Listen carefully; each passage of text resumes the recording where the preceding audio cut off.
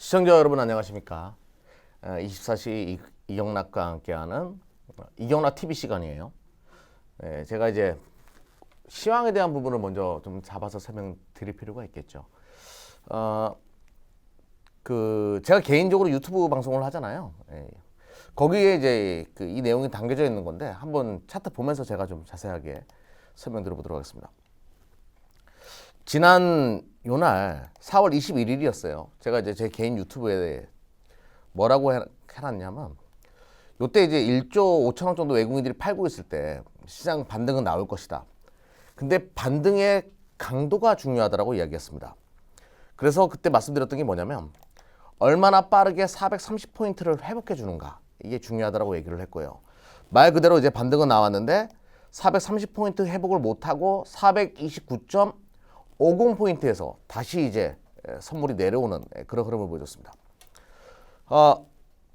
근데 반등이 나왔다는 것 그 자체가 굉장히 중요한 포인트라고 말씀을 드렸고요. 다시 이제 그 다음날 아래 꼬리가 잡히고 드디어 430포인트가 회복된 그런 흐름입니다. 그러면 결과론적으로 제가 말씀드렸다시피 430포인트를 회복했다는 것 자체는 시장은 여전히 하방으로 가기가 굉장히 어렵다, 이렇게 보시면 될 것 같아요. 지수로 따지게 되면 3200포인트라고 보시면 되겠죠. 지금 3200포인트를 회복했다는 것은 시장은 계속 상방을 유지하는 전략이 맞겠고요.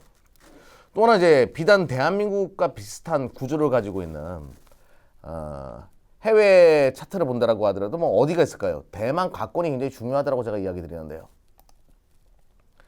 대만 가권 같은 경우에도 신고가를 지금 갱신하고 뭐 차트가 이쁘죠. 계속 이제 부러운 흐름에 계속 보여주고 있습니다. 나스닥에도 마찬가지고, 나스닥에도 이제 종가 기준으로는 전일자 고가를 갱신했기 때문에 종가 기준으로는 뭐 신고가 갱신하는 상황이기 때문에 다 이제 시장은 올라간다. 그러면 시장이 올라가는 왜, 그러면 한번 다시 원점으로 돌아가서 지난 4월 21일 날 누구나 시장에 대해서 두려워했을 거예요. 두려워했을 텐데 왜 요날 시장 반등을 저는 이야기했을까요? 반등이 나올 것이다라고. 첫 번째 이유는 시장의 포인트가 펜트업, 소비 쪽으로 넘어갈 것이다라고 봤던 겁니다. 제가 이제 요 화면을 참 많이 보여드리는데요. 요게 이제 미국의 저축률이에요. 미국의 저축률. 원래 7%에 머물러 있던 미국의 저축률이 코로나 이후에 이렇게 올라갔다라는 거. 그리고 여기다가 또 재정부양책이라고 해가지고 미국의 국민들한테 돈을 주고 있는 부분들. 이 부분들이 다 어떻게 연결된다고요? 그렇죠. 소비로 다 연결될 수밖에 없기 때문에. 제가 지난주 일요일 날 롯데마트 이제 부모님 세탁기랑 건조기를 좀 사드리려고 롯데마트로 갔는데 사람들이 정말 많더라고요. 정말 많아요. 우리가 눈여겨봐야 되는 하나의 상황이겠죠. 과거 이제 사스, 메르스, 그리고 이제 신종플루 이후에 뭐 인천공항이나 그리고 각종 이제 유원지에 엄청나게 많은 사람들이 모였던 걸 여러분들이 눈으로 보셨을 겁니다. 이게 이제 보복적 소비거든요. 억눌렸던 소비가 터지는 거. 근데 코로나는요, 정말 길었어요. 저축률을 엄청나게 끌어올렸죠. 이 저축률이 차후에 소비 패턴의 변화로 다가오는 거고, 소비시장 폭발적인 증가를 보여준다. 여기에 이제 가전, 의류, 뭐 화장품, 뭐 여행, 엄청나게 많은 광범위한 일반 제조업에서 서비스 산업까지 그 영역이 굉장히 커질 수밖에 없는 그런 구조다. 이게 이제 증시에 실적이라는 이유로 증시에 훈풍을 가져올 수밖에 없다. 첫 번째는 이걸 보고 계속 시장 강세장을 볼 필요가 있겠고요. 두 번째로는 이거는 좀 더 이제 고차원적인 부분인데요. 연준의 입장을 한번 생각해 보자고요. 그리고 미국의 재정 당국의 입장. 연준은 돈을 돈대로 뿌려냈죠. 어쩔 수 없었잖아요. 코로나 극복하기 위해서는. 그리고 미 재정 당국도 뭐 재정 부양책이다라고 해가지고 국채 발행해가지고 많은 돈을 시장에 뿌렸습니다. 이들이 엑시트하기 위해서는 뭐 여러 가지가 있겠죠. 연준은 뭐 테이퍼링, 국채 매입의 속도 등등, 금리 인상 등등 여러 가지 방안을 내놓을 거고요. 앞으로 미 재정 당국은 세금을 지금 거두려고 하고 있죠. 자본이득세 뭐 20에서 38%까지 올린다. 이렇게 해가지고 뭐 돈을 걷어들인다.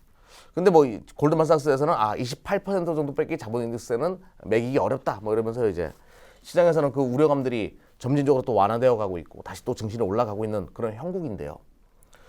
이것이 본질적으로 그 미국 행정 당국이 현재 어떤 그동안 돈을 뿌려냈던 것을 엑스트할 수 있는 유일한 방법일까요? 저는 그렇게 생각하지 않아요. 좀 더 고차원적인 방법이 있을 겁니다. 첫 번째로는 세금을 걷어들이기 위해서는 미국 국민의 자산 시장에서의 어떤 넉넉함, 여유로움을 만들어 놓게 되면 세금 거두기가 쉽겠죠. 그래서 자산 시장의 버블은 더욱더 진행될 가능성이 높다라고 봐요. 미 재정 당국도 시장이 올라가기를 원한다는 얘기죠. 뭐 비단 주식뿐만 아니라 부동산이든 많은 투자 자산의 가격 상승을 필요로 할 겁니다. 그리고 두 번째로는 아주 이거는 원초적인 스토리라인인데요. 내가 빚을 졌어요. 그 빚에 대한 부담을 최대한 줄이는 방법이 뭐가 있을까요? 아주 간단하잖아요. 화폐 가치를 떨어뜨리는 거겠죠. 저는 그래서 달러 가치가 계속 떨어질 거라고 봐요. 과거 리먼 사태 이후에도 원화가 강세였고 달러 가치가 꺾였던 구간이 있었습니다.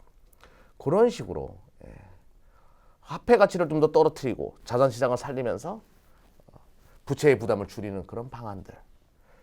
즉 주식시장은 진짜 끝까지 한번 갈 가능성이 높다. 강세장을 계속 생각해 봐야 된다고 말씀드리겠습니다. 그럼 이제 본격적으로 그럼 우리가 주식 투자를 할 때 제가 지난 시간에 멀티플에 관련된 이야기를 많이 했는데요. 멀티플. 기업이 연속적으로 성장한다라고 하면 연속성을 둔다라고 하면 그 멀티플의 계산이 쉬워진다. 그러니까 멀티플을 확대할 수 있다. 뭐 이런 얘기들. 그리고 기업의 성장률에 따라서 멀티플은 달라진다. 젊은 시절에 오바마 그리고 퇴역한 뭐 지금 퇴임한 부시 멀티플이 달라야 된다. 대통령이 되기 전에는 멀티플을 많이 줄 수 있지만 대통령이 되고 난 이후에는 멀티플이 확 줄어들게 된다. 뭐 이런 얘기를 제가 했던 것을 기억하시죠? 성장성이 높으면 멀티플을 많이 줄 수 있다. 이렇게 얘기를 했어요. 이런 논리로 한번 해보자고요. 최근에 이제 제가 여러분들이 그 지난 시간에 했던 거 못 보신 분들은 다시 한번 보십시오. 이건 꼭 여러분들 공부해야 되는 내용이니까 H&M을 가지고 한번 이야기해 볼게요. 자, 이 종목이 얼마였어요? 코로나 때 2,000원이었는데 지금 37,000원 왔으니까 엄청나게 많이 올라온 거죠. 그러면 이 종목이 이제 비싸냐 싸냐를 가지고 이야기할 수 있냐 이거죠. 그러면 우리가 이제 멀티플을 배우지 않고 적정 시가총액을 배우지 않은 사람들 입장에서는 무조건 비싼 종목이에요. 얘는 건드려서는 안 되는 종목이에요. 근데 저는 여기서 이 종목이 더 간다라고 얘기할 수 있어요. 왜 그런지 한번 보자고요. 왜 이 종목은 여전히 싸다라고 얘기하는지. 자, 현재 시가총액을 보면 알 수 있다라고 얘기했죠. 현재 시가총액이 12조입니다. 12조 6천이에요. 12조 6천. 그러면 올해 실적을 가지고 한번 계산해 보자고요. 이걸 다시 하셔야 돼요. 여러분들 다 생각 안 나시는 분들도 공부하셔야 됩니다. 근데 올해 실적을 가지고 이야기하기 전에 1분기에 9,352억을 찍었어요. 그러면 지금 해운 운임지수는 계속 올라가고 있고 올해 4조까지 찍을 수 있다라고 시장은 판단하는 것 같아요. 4조까지. 시장 컨센서스는 뭐 2조 9천이라고 얘기하는데 3조 원 정도 잡고 있는데 4조 원. 1분기 실적 보니까 딱 이런 형국이잖아요. 그리고 여기서 중요한 부분. 이런 실적의 연수성이 언제까지 이루어질 수 있는가? 조선사들이 지금 발주를 받았으니까 2, 3년, 3, 4년 정도 터울을 잡는다라고 하면 앞으로 2021년도까지는 계속 좋을 것이고 2022년도도 좋을 거다. 2023년도도 좋을 거다라고 계산해 볼 수 있죠. 연속성이 있다는 얘기죠. 그럼 멀티플을 뭐 적당히 줘도 됩니다. 그러면 4주에다가 해운 산업이 그러니까 뭐 성장 산업은 아니다라는 논리로 5배의 멀티플을 준다라고 치자고요. 그러면 적정 시가총액은 20조 원까지 갈 수 있다라는 논리겠죠. 근데 지금 현재 시가총액이 12조니까 쌉니까 비쌉니까? 그건 여러분들이 한번 생각을 해보십시오. 그럼 H&M은 더 갈 수 있다고? 왜? 차트 보고 판단하지 말라니까요. 차트 보고. 효성 TNC 제가 지난번에도 한번 설명을 드렸어요. 오늘 이차전지 오늘 여러분들과 함께 이제 멀티플 계산하는 것도 있는데 효성 TNC를 한번 보면서 설명드려보겠습니다.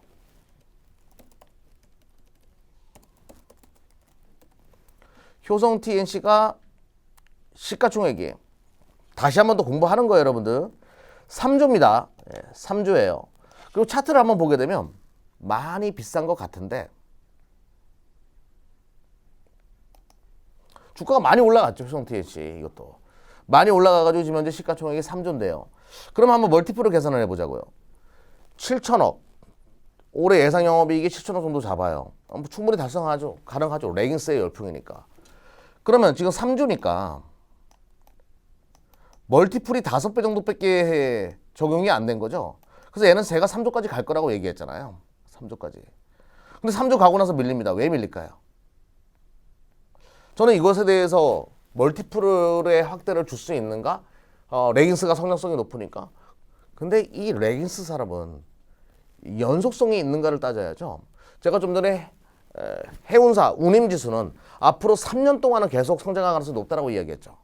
근데 이 레깅스는 올해 갑자기 인기가 확 얻었다가 내년에 인기가 확 줄을 수도 있습니다. 확 쪼그라들 수도 있어요. 그래서 이 정도 목표가를 보고 대부분 투자했을 거고요. 여기서부터는 매물이 당연히 나올 수밖에 없다는 얘기죠. 그러면 올해 예상 7천억을 잡는 애들은, 그러니까 투자가들은 멀티플 5배 정도 적용해가지고 화학산업이 멀티플이 5배거든요. 3조를 목표로 지금까지 왔을 거고 지금 차익 실현이 나올 수밖에 없는 그런 구조다. 물론 여기서 또 더 성장하게 되면 시장에서는 더 오버슈팅이 나올 수 있겠지만 말 그대로 오버슈팅일 가능성이 높다는 얘기죠. 이런 식으로 산업의 연속성, 기업 실적의 연속성을 개선하는 상황에서 투자를 해야 된다.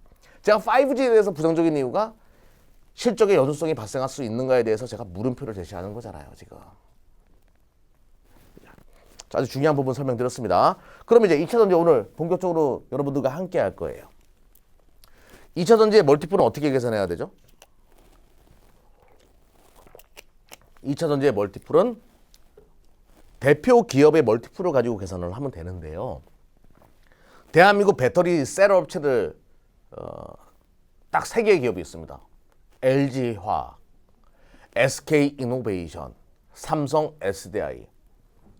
그럼 여기서 멀티플을 2차전지 사업 자체의 멀티플을 계산하기 좋은 섹터가 기업이 뭐가 있나요?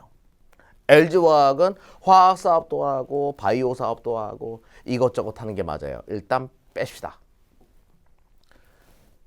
SK이노베이션은 사실상 정유업체라고 봐야 되겠죠. 빼야 됩니다. 삼성 SDI는 디스플레이 사업도 영위하고 있지만 성장성에 대해서는 뭐 비슷한 산업이기 때문에 2차전지나 뭐 OLED나 뭐 비슷한 거 아니겠습니까? 그래도 2차전지가 더 높긴 하지만 그래도 삼성 SDI를 기준으로 해가지고 계산하는 것이 맞을 것 같아요. 그러면 삼성 SDI 현재 시가총액과 올해 예상 실적을 가지고 한번 이야기 한번 해보자고요.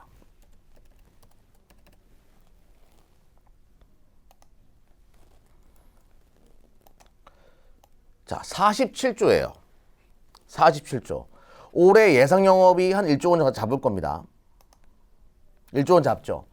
47조에 올해 예상 영업이 1조 원 정도 잡고 있으니까 한 47배, 1조 원 이상이죠. 47배에서 뭐 45배에서 47배 정도의 멀티플을 가지고 있어요. 45배 이상의 40배라고 할게요. 40배 이상의 멀티플을 주고서 이 시장은 바라보는구나. 그럼 여러분들이 궁금할 겁니다. 아니 2차전지가 과연 그렇게까지 멀티플을 줄 수 있어? 왜요? 왜 줘서는 안 돼요?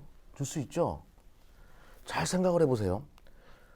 테슬라가 저는 테슬라의 멀티플보다 대한민국 배터리의 멀티플을 더 줘야 된다고 생각하거든요. 테슬라가 그 전기차 시대에서 확고하게 모든 것을 장악할 것이라는 확신을 가지고 계십니까?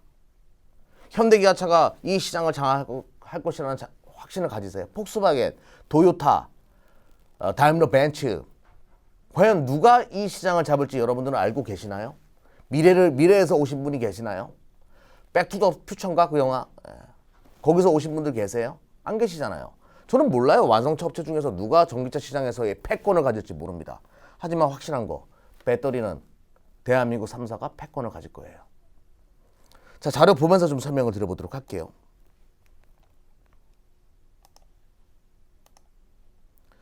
왜 대한민국 배터리 3사가 이 시장에서 패권을 갖냐? 아주 간단한 논리입니다.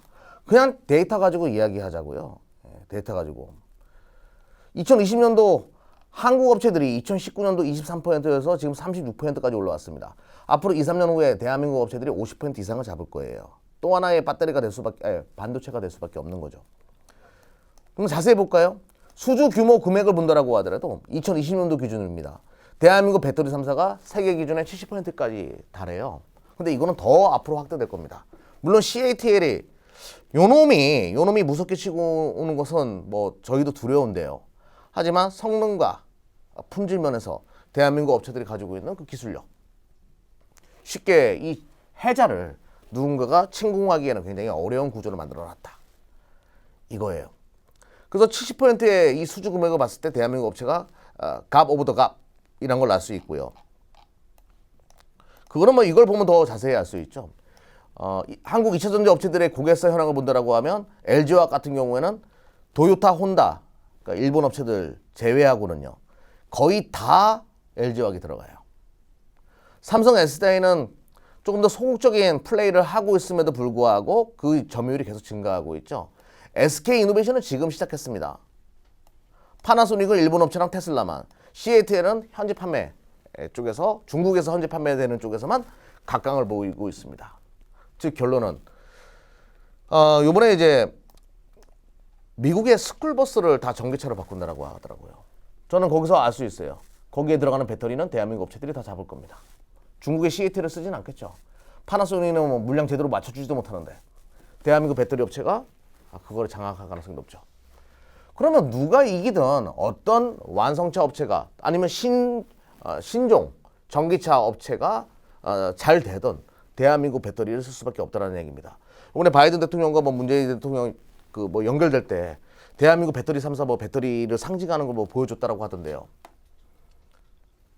바이든 행정부가 추진하고 있는 그 탄소 조정세 또 탄소 배출과 관련된 모든 정책들, 거기에 최대 수혜자는 대한민국 업체가 될 수밖에 없죠.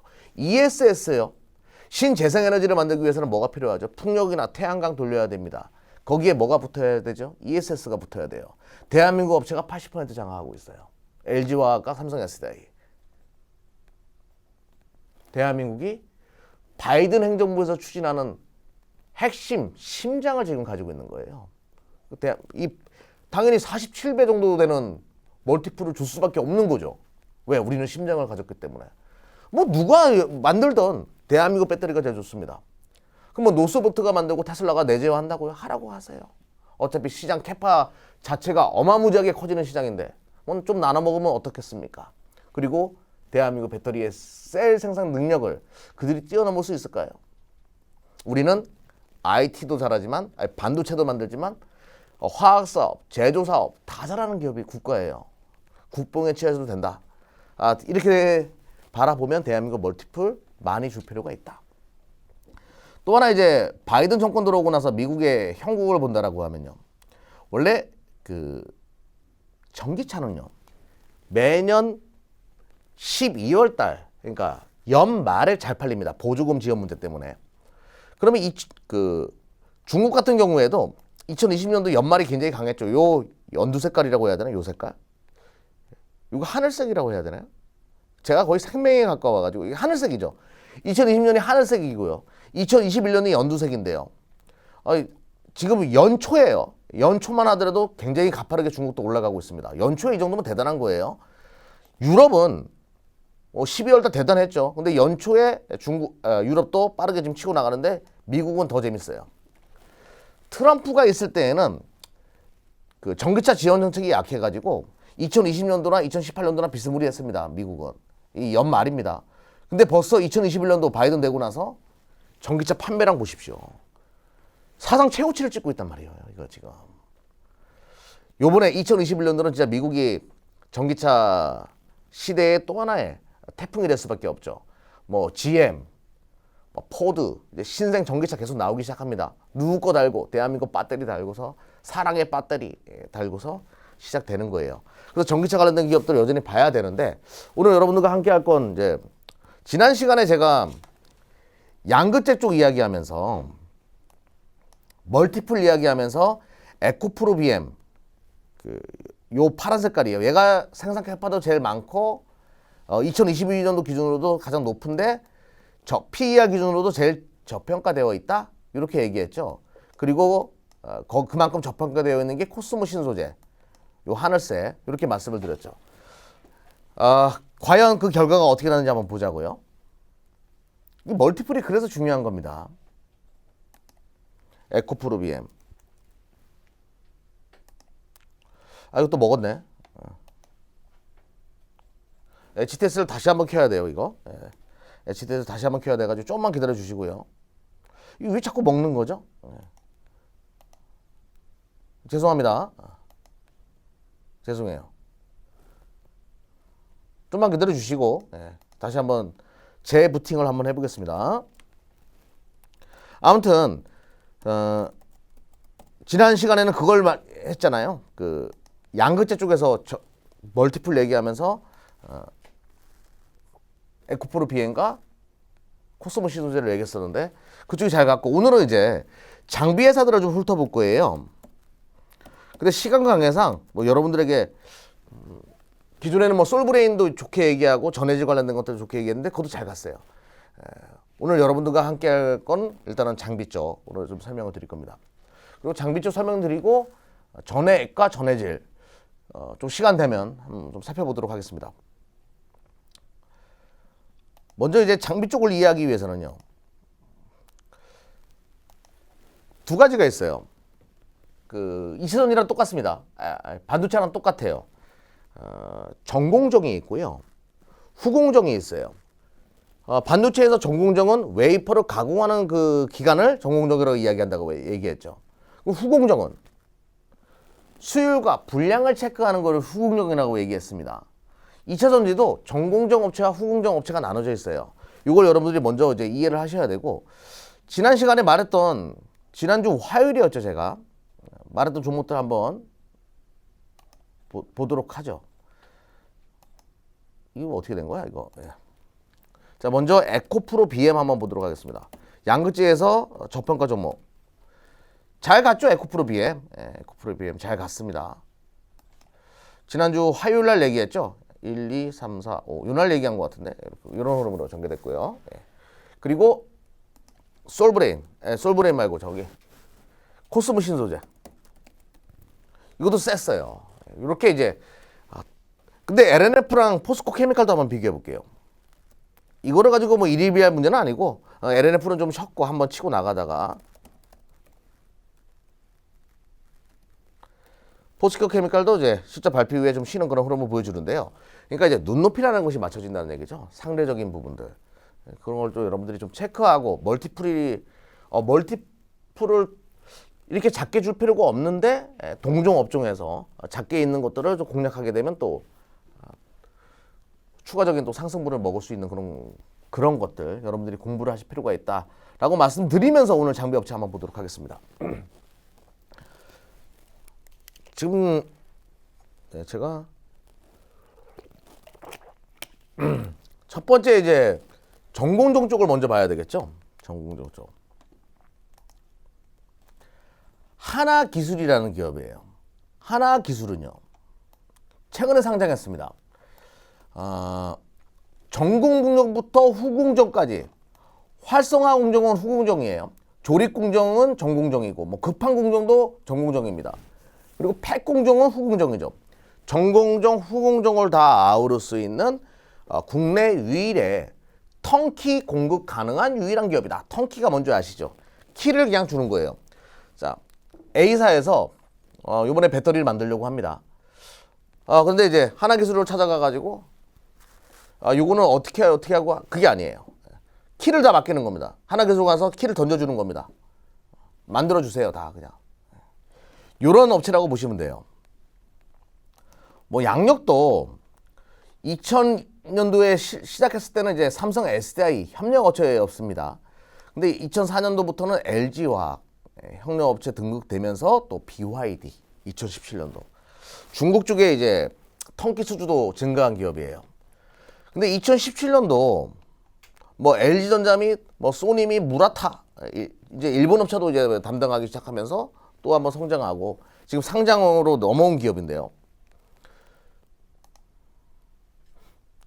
뭐 중국뿐만 아니라 헝가리 같은 경우에는 이제 삼성 SDI나 SK 이노베이션을 이제 고객사로 두고서 독일 시장 또 공략하고 있는 상황이고요. 헝가리 이후에 또 이쪽도 준비하고 있고 중국은 LG화학 쪽 요즘에 이제 뭐 테슬라 모델 Y 뭐 이런 거 잘 팔린다는 얘기 나오죠. 3 중국에서. 그런데 이제 최근에 이제 관심 있게 봐야 되는 거는 동사가 이제 여기를 급한 공정 요쪽이 조금 약했던 걸로 제가 알고 있는데 요쪽 시장을 공략을 했다. 뭐 이런 얘기가 나옵니다. 그래서 뭐 이제 코팅 머신, 그러니까 급한 공정, 동박 공정부터 시작해서 조립 활성화 뭐 다 할 수 있다, 막 이런 내용이에요. 레이저 산업까지 진출해가지고 뭐 이제 동박을 또 이렇게 잘할 수 있다, 레이저로 노칭 공정까지 할 수 있다, 못하는 게 없다, 뭐 이렇게 얘기하는데 중요한 거는 싸냐 비싸냐죠. 하나기술 차트 흐름이고요. 보시게 되면 시가총액은 5천억. 실적이 좀 찍혀야 되는데 한번 봅시다. 작년에는 뭐 적자였고 올해 뭐 272억 나온다는데 그거는 확인해 볼 필요가 있고 이거는 뭐 추정이니까 좀 확인하고 접근해야 되는 부분이 상당히 많죠. 확인하고 접근해야 되는 부분이 상당히 많다. 이렇게 보시면 될 것 같아요. 일단은 그럼 뭐 이거를 뭐 투자 매력도가 어떠냐? 뭐 제 기준에서는 저는 못 사죠. 솔직하게 좀 더 지켜보고 실적 확인하고 좋아지는 거 확인하고 들어가도 또 늦을 수도 있어요. 하지만 계산을 해보면 배우셨잖아요. 멀티플 배우셨잖아요. 자, 다음 중 한번 보도록 하죠. 이런 사업을 영위한다는 정도만 보면 될 것 같고요.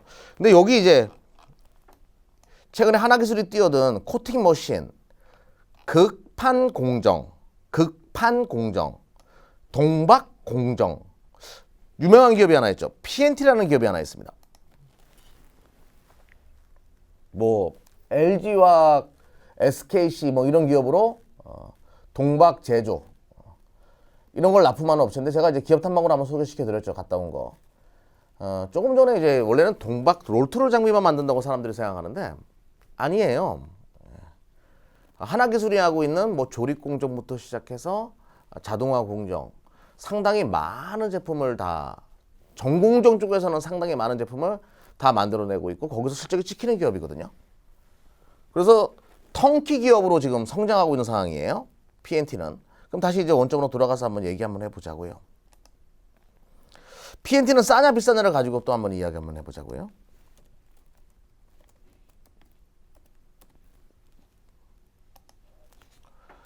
시가총액이 5,600억이죠.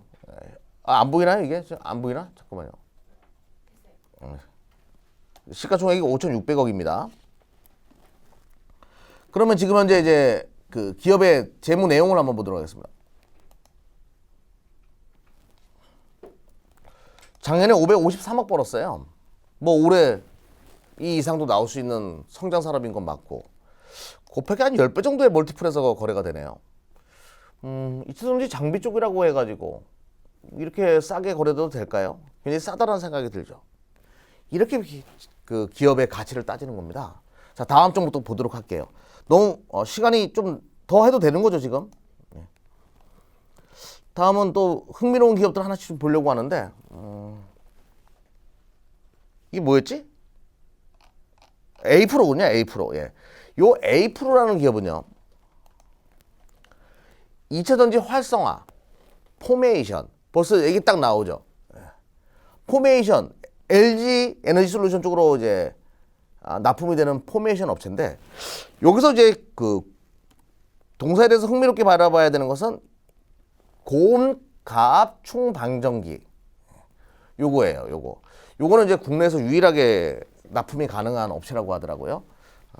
아무튼 뭐 포메이션은 뭘까요? 활성화, 수율이나 분량을 체크하는 거예요. 이것도 후공정이라고 제가 얘기했잖아요. 활성화는 수율과 분량 체크해주는 그런 장비 업체다. 배터리가 분량 나오면 어떻게 되면 큰일 나죠. 최근에 이제 고가압 충반전기 쪽에서 매출이 크게 지금 빨간 색깔 LG화학의 단독으로 지금 나가고 있는 것으로 파악이 되고요. 근데 흥미로운 부분은 최근에 주가가 올라간 거는 지라갈륨. 지라갈륨 반도체 소자 개발에 뭐 어느 정도 가시적인 결과가 나왔다 이런 얘기가 나오면서 이제 올라왔던 기업인데 실적이야 뭐 안 봐도 아실 것 같아요. 조금 고평가가 많이 됐을 가능성이 높거든요. 한번 볼게요. 시가총액은 하나기술이나 PNT 대비해서 절반 정도에 거래되는 3,200억. 그런데 왜 이렇게 장비 쪽은 이렇게 안 좋을까요? 2020년도 기준으로 11억 정도 영업이익 찍었으니까 상당히 고평가되어 있는 상황이고 좀 더 실적을 확인하고 들어갈 필요도 있겠고 지라갈륨이라고 해가지고 뭐 다 좋은 거 아닙니다. 좀 더 체크가 필요한 상황 정도로 보시면 될 것 같아요.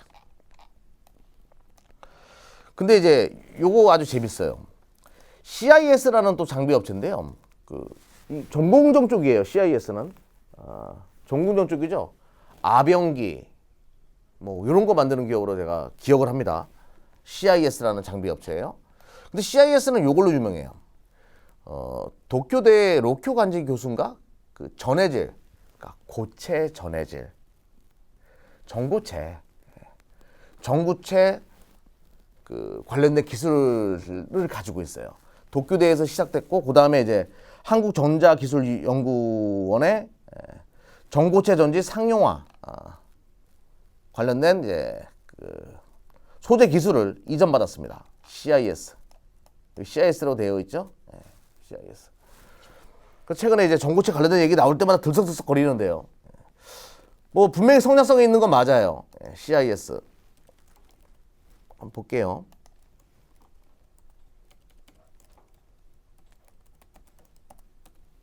오늘 또 치네요. 뭐 이렇게 얘기 나오면서. 작년에 이제 전고체 관련된 이야기 나오면서 이제 주가가 이렇게 크게 올라왔던 거죠. 전고체. 과연 이 전고체를 뭐 얼마까지 매겨야 되냐 그건 저도 잘 모르겠습니다. 근데 7,700억이나 돼요. 7,700억.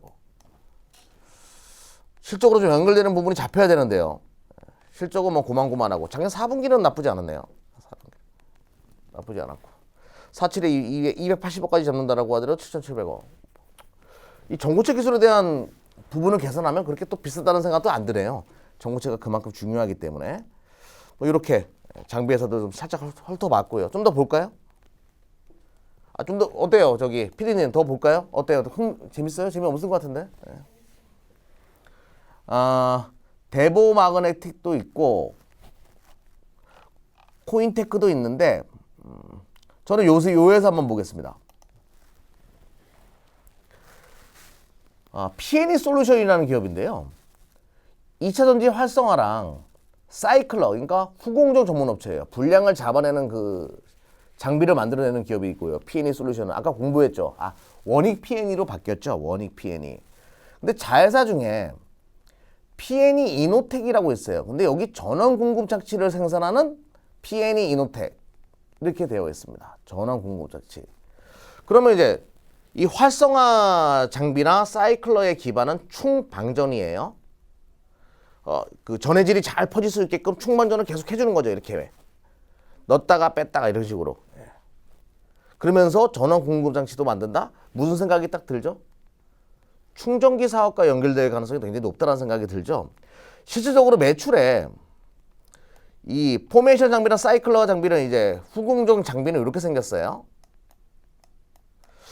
그런데 2차 전지 장비, 그러니까 포메이션과 사이클러 말고 이 전원 공급 장치 쪽에서 매출이 꽤 커요. 요게 어디로 넘어간다고요? 전기차 충전소 사업. 그러면 이제 기존에는 B2B 사업을 영위하던 기업이에요. 근데 B2C 쪽으로 넘어갈 수 있는 기업이거든요.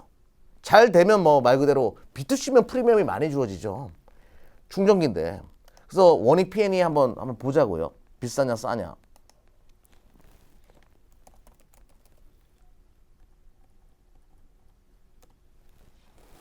차트 흐름은 이런데요. 시가총액이 3,200억. 그리고 작년에 200억이었으니까 근데 작년 4분기 때 많이 좋았죠. 작년에 200억 정도. 올해 300억 정도 잡고 있는데 그렇게 뭐 비싸다는 생각도 들지 않네요. 충전기 사업에서 가시적인 결과가 나오면 B2C 쪽에서 흥미롭게 좀 볼 필요가 있을 것 같아요. 이런 식으로 기업을 평가하는 거죠. 내가 투자를 해야 될까 말까를. 자, 말 나온 김에 그럼 몇 개만 더 해보겠습니다. 지금 여러분들에게 도움이 되고 있는지 모르겠네요. 반응이 없으니까. 이 참 녹화를 해가지고 반응이 없으니까. 부품 쪽을 볼까요? 전해질 쪽을 볼까? 지금 고민 중입니다.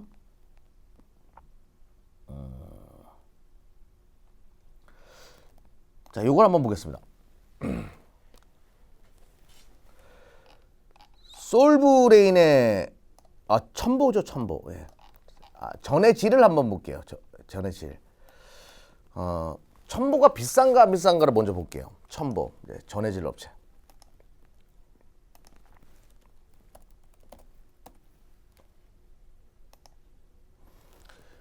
와, 진짜 비싸다는 생각이 들어요. 이거 안 보이네요. 이거 좀 잘 잡아주세요. 1조 8천입니다. 1조 9천. 거의 2조 가까운데요. 올해 예상 영업이익 501억. 501억이니까 거의 2조 가까우니까 거의 40배의 멀티플이 주어졌어요. 근데 별로 비싸다는 생각이 들지 않아요. 첨보에 딱 얘기하는데 왜 이런 생각을 들까? 왜 비싸다는 생각이 안 들지? 소재잖아요. 그리고 전해질 관련돼 가지고 전해질 첨가제, 전해액 첨가제 시장에서 거의 독보적인 기술을 가지고 있는 기업이란 말이에요. 그렇게 올해 이 정도 실적 나오면 비싸다는 생각이 들지 않습니다. 근데 더 비싸다는 생각이 들지 않은 이유는 2021년도 4,000톤, 2022년도 8,000톤. 지금 생산 캐파 기준이 거의 더블씩 지금 성장하고 있는 거기 때문에, 그죠? 성장성에 대해서는 분명히 우리가 눈여겨볼 만하다, 이렇게 보시면 되겠죠. 첨부 한번 차트 한번 볼까요? 이렇게 그 산업이 어떤 소재를 가지고 있고 어떤 기술을 가지고 있는가에 따라서 멀티플이 또 이제 그 성장성에 대해서 바라봤을 때는 비싸다는 생각이 들지 않는다는 거죠. 멀티플 기준 40배 이상 줄 수 있잖아요, 첨보는. 이런 식으로 우리가 계산이 가능하다라는 거예요. 그래서 첨보는 지금도 뭐 투자 매력이 높은 그런 구간이 있다. 근데 흥미로운 거 하나만 좀 더 보도록 할게요. 흥미로운 거. 요거 한번 보도록 하겠습니다. 솔브레인. 제가 지난번에도 솔브레인, 그러니까 반도체 얘기하면서 솔브레인이 그렇게 비싼 건 아니다라고 얘기했고 저평가되었다라고 얘기했는데 주가가 최근에 쳤죠. 그러면 이제 솔브레인은 2차 전지 쪽에서도 그 전해액 시장 부동의 1등이 대한민국은 엔캠이에요. 그리고 2등이 솔브레인과 동아기업이에요. 둘이 비슷합니다. 솔브레인 같은 경우에는 2차 전지 쪽에서도 그 전해액 쪽에서도 그 첨보와 같은 이런 첨가제를 그림을 보여드릴게요. 요거를 보면 좀 더 이해가 될 거예요. 전해액을 만드는 기업인데요. 솔브레인이나 동아기업 같은 기업은 이 전해액에 들어가는 42% 정도 되는 원가 비중, 이게 이제 첨가제예요. 요거를 첨보가 만드는 거죠. 후성, 첨보, 켄트로스 이런 기업들이 만드는 겁니다. 좀 이해가 되셨죠? 예. 근데 이제 요 전해액 가격이 최근에 전해질 첨가제 가격이 최근에 막 올라가고 있어요. 그러면 전해액 업체들한테는 부담이 가죠. 실적에 좀 영향을 줄 수 있는 거고요. 아무튼 근데 솔브레인은 이 전해액을 만드는 기업이고요. 요 전해액이 매출에 뭐 그렇게 크지는 않지만 어느 정도 역할을 하고 있는 회색입니다. 회색이라고 해야 되나? 요 연한 보라 색깔. 회색이네요, 회색. 연한 보라 색깔. 요쪽에서 이제 매출이 찍히고 있는 구조고요. 최근에 주가가 올라갔던 거는 근데 이것 때문에 올라간 건 아니에요. 그 외케미칼 쪽에서, 그러니까 식가격 쪽에서 에천트라고 하거든요. 솔브레인이 만드는 식가격이 비메모리 쪽에서도 엄청나게 쓰이기 시작했어요. 메모리뿐만 아니라 비메모리 쪽 매출이 확대되네. 비메모리 관련된 종목으로 볼 필요가 있어? 그래서 치고 나간 거죠. 한번 솔브레인 한번 보도록 할게요. 지금도 싸냐 안 싸냐.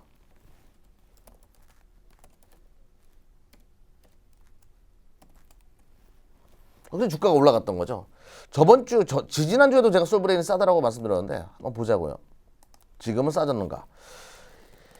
2조 7천억 그리고 올해 예상 영업이익 2,500억 곱하기 한 11배 정도에서 뭐 지금 거래됩니다. 근데 서두에도 2차 전지도 들어가고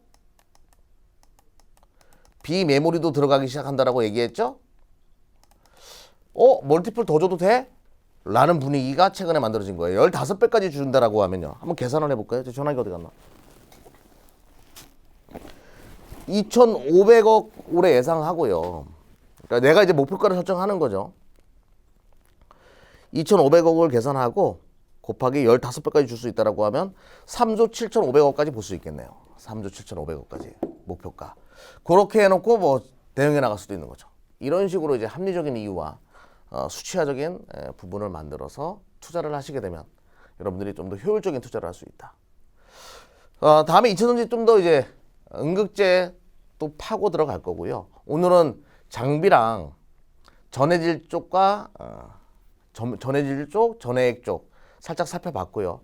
좀 더 다음에 좀 더 깊이 있는 해부 시간 좀 더 들어가서 음극재도 좀 들어가 보고 한번 해보도록 하겠습니다. 부품 쪽도 있네요. 부품 쪽도 한번 또 분석해 보는 시간 또 가져볼 겁니다. 그리고 이제 시황이나 이런 부분들 있잖아요. 전략 이런 부분들은 이경락의 24시 클럽이라고 이제 유튜브 검색하시면 그냥 유튜브에다가 이경락 치시면요. 제 개인 유튜브가 나오니까 그걸 통해 가지고 이제 여러분들 또 시황 전략 잡으시면 되겠고 또 하나 이제 거기는 기업 탐방을 계속 올립니다. 최근에 파이오링크라는 기업도 갔다 왔는데요. 기업 탐방 내용을 계속 올리니까 여러분들 코로나 난리통에 어디 기업 탐방 다니기도 어렵잖아요. 제가 또 그 낱낱이 그 생동감 있는 정보를 여러분들에게 제공해 드리니까 많은 분들 구독과 좋아요도 부탁드리겠습니다. 지금까지 이경락이었습니다.